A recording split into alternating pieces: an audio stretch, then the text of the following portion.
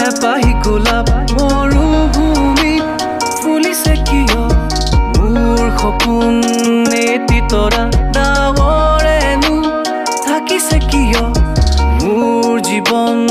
এপাহি গোলাপ মৰুভূমিত ফুলিছে কিয়